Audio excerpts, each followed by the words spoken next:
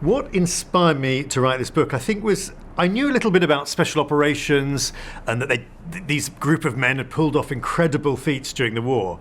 But I wanted to know how they did it. What was the structure behind it? Where did they find these men that went going off on these suicide missions? And how did they teach them to fight this war that no one had ever fought before? Because kind of the regular army in Britain thought that war was a bit like a game of cricket, old boy. There's certain rules to be abided by. And these guys were tearing up the rule book, and that fascinated me. And I wanted to know who was behind it, who actually dreamt up this idea of fighting a really dirty war. Well, the archive material is interesting because this is a sensitive topic. We're talking about operations that were bordering on the illegal.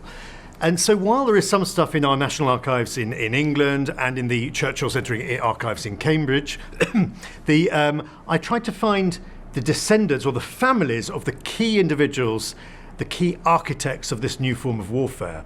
And what I discovered, it took some time to find them, but I discovered that these families had their own private archives, quite extraordinary collections of documents and letters. Well, my advice, I think, to young students is that don't rely on Wikipedia, because so many, I see with my own children, that's their first port of call is Wikipedia. There are archives out there and they're full of treasure. And you really need to go there and you need to put in the hours. And you can spend hours in the archive and find nothing. And then suddenly, at the end of the day, you'll find gold dust. And you will find a whole new story that hasn't been discovered before. And that is the great sort of experience of working with the original documents.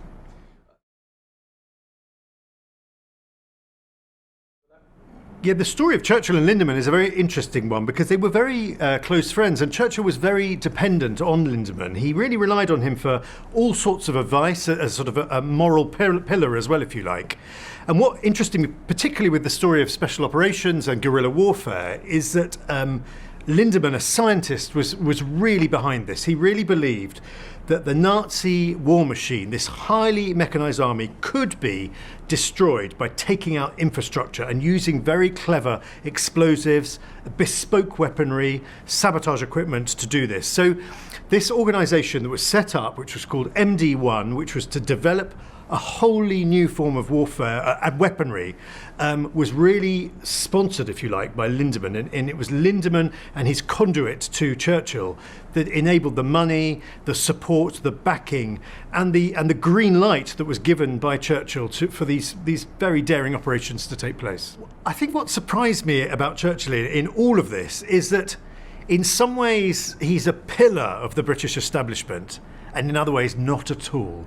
And he rather liked the idea of these sort of naughty tricks that these chaps were going to pull off. And so while of course he supported Bomber Command, the RAF, the traditional form of warfare that was taking place, he was absolutely fascinated in all this new warfare and these new weapons. And any time when he had free time, he would drive out of London and go not only to see these new weapons being developed, but to fire them as well.